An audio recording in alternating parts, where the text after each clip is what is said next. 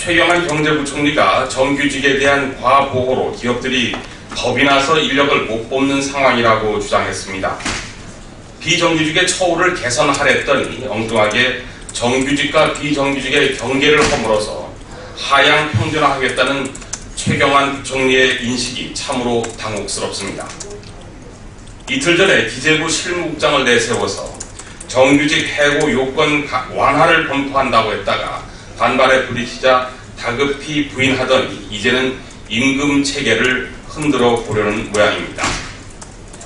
지난해 정리해고된 노동자만 38만 명이고 실질 실업률은 10%대에 돌입했습니다. 그런데 정부는 불안에 떠는 국민들을 다독이지는 않고 정리해고 요건을 완화한다는 임금 체계를 바꾸겠다는 거꾸로 서민들을 공포에 빠뜨리고 있습니다. 박근혜 정부가 힘없는 월급쟁이 서민들에게 왜 이리도 오질게 구는지 알 수 없습니다.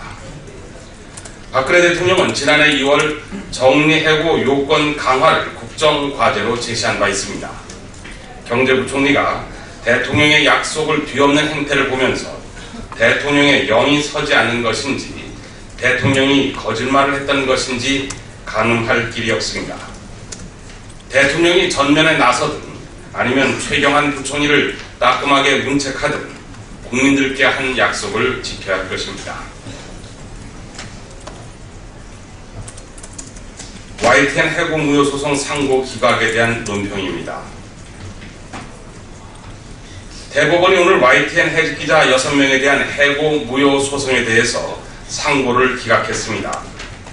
이번 재판의 쟁점은 언론의 공정성과 경영진 구성권 및 경영주의 대표권 가운데 무엇이 더 중요하느냐 하는 문제였습니다. 1심 재판부는 이들의 행위가 언론사의 정치적 중립이라는 공익을 도모하려는 동기에서 비롯된 행위라고 봤습니다.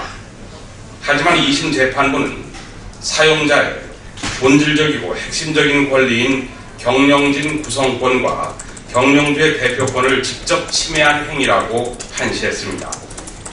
오늘 최종적으로 대법원이 2심 재판부의 손을 들어줌으로써 언론 공정성을 수호하고자 하는 행위도 해고 사유가 된다는 나쁜 선례를 남기게 됐습니다.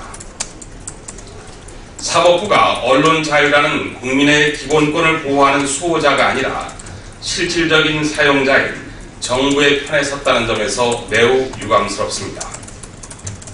국민의 기본권 보호라는 측면에서 볼 때 충분히 논란이 될 만한 사법부의 판결이 최근 되풀이되고 있다는 것에 대해서 우리 당은 깊은 우려를 갖고 있다는 점을 밝혀두고자 합니다.